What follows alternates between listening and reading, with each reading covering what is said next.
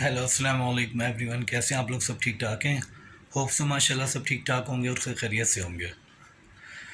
अच्छा, आज का जो मैं टॉपिक आप लोगों से डिस्कस करना चाह रहा हूँ वो ये है कि जो महंगाई चल रही है ना, उसके हवाले से मैं आपसे डिस्कस करना चाह रहा था।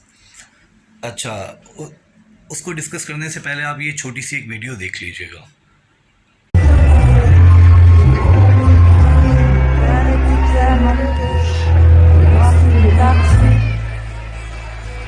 Là, je suis partie avec lui.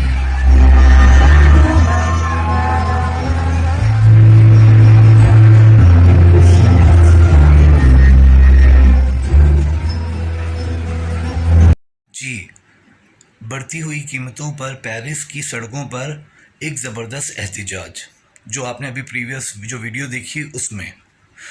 अच्छा, हमारी कराची की आवाम जो है वो माशाल्लाह गधे घोड़े नहीं, मतलब सब कुछ बेच के सो रही है।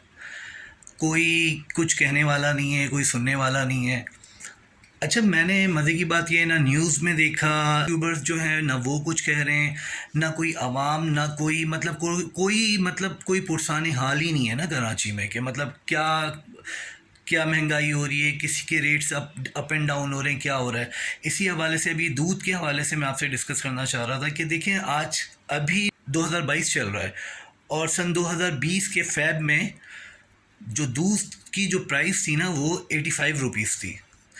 तो आप यकीन करें, 1.5 से 2 साल, तकरीबन 1.5 से 2 साल बमुश्किल है, उसमें 100% इन्होंने तकरीबन मतलब 85 रुपीज़ जो थी वो प्राइस थी। अब आप अंदाज़ा करें कि ये सिर्फ 2 सालों में 120 रुपीज़ इन्होंने इंक्रीज़ कर दिया।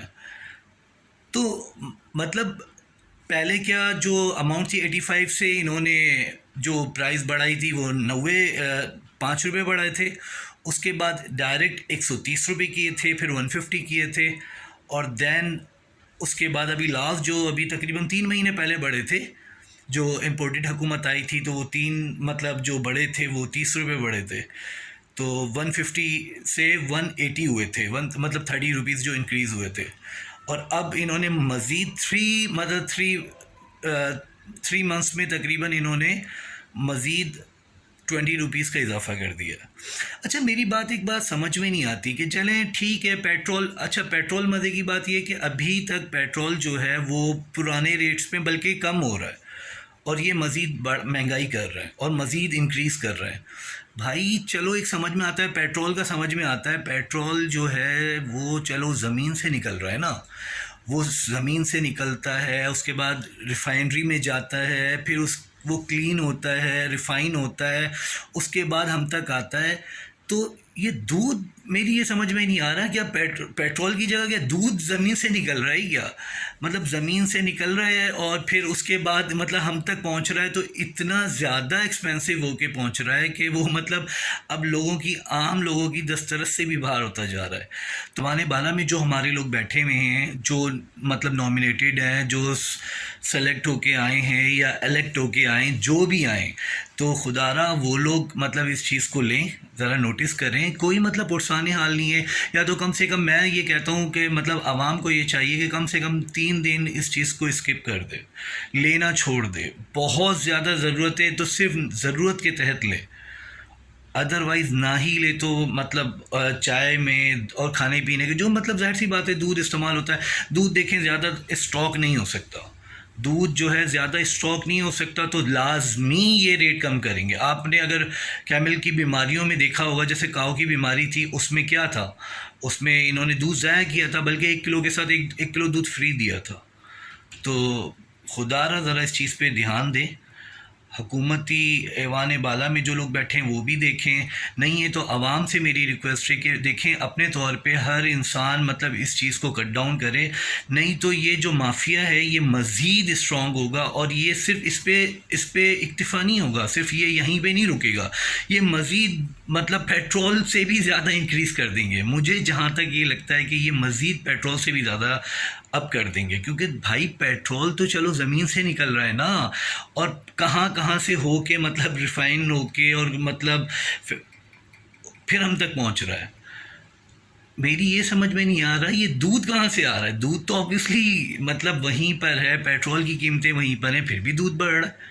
مطلب کوئی پوچھنے والا ہی نہیں ہے نا. مطلب بیسکلی مافیا سرگرم ہے نا, اس کے پیچھے مافیا ہے. جو مافیا جو چاہ رہی ہے دودھ کو آسمان پہ لے کے جانا چاہ رہی ہے تو وہ لے کے جا رہی ہے, اور عوام لے رہی ہے تو ظاہر سی باتیں جا رہا ہے نا. اگر عوام نہ لے تو یہ دودھ کا اسٹاک کر ہی نہیں سکتے. دودھ جو ہے 2 سے 3 دن, 2 دن ہارڈلی بمشکل 1.5 سے 2 دن وہ اسٹاک کر سکتے ہیں, زیادہ نہیں کر سکتے. ان کا دودھ ان کو ضائع کرنا پڑے گا.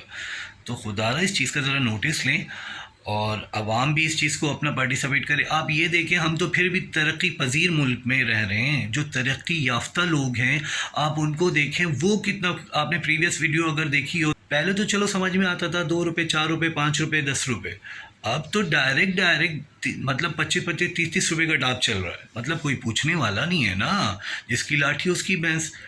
تو میں تو اپنے طور پہ یہی کہہ سکتا ہوں کہ میں نے بھی اس چیز میں ابھی میں ناشتے کے لیے لے کے آیا تھا 1 کلو, تو اوبیسلی مجھے بھی شوق لگا کہ یار مطلب واقعی امپلیمنٹیشن بھی ہو گئی ہے. بھائی سن رہے تھے نا پہلے, اب امپلیمنٹیشن بھی ہو گئی ہے, اور واقعی 200 روپے کلو ہو گیا. تو میں ویسے کے جی لے رہا تھا, تو نارملی میں نے کہا ٹھیک ہے بھائی ½ کے جی لے لیتا ہوں, ضرورت کے تحت لوں گا, زیادہ ایکسٹرا لینا ہی نہیں ہے فی الحال. کم سے کم مطلب جیسے 20 سے 20 سے 25, کل ہے 20, کل 20 ہوگی, تو آبویسلی کل سے لگا کے تقریباً 5 ڈیز اگر ہم اس کو دیکھیں اور چیک کریں, اور 4-5 دن بہت لمیٹڈ لیں, بہت زیادہ ضرورت کے تحت ہو تو پھر لیں, ادروائز نہ لیں.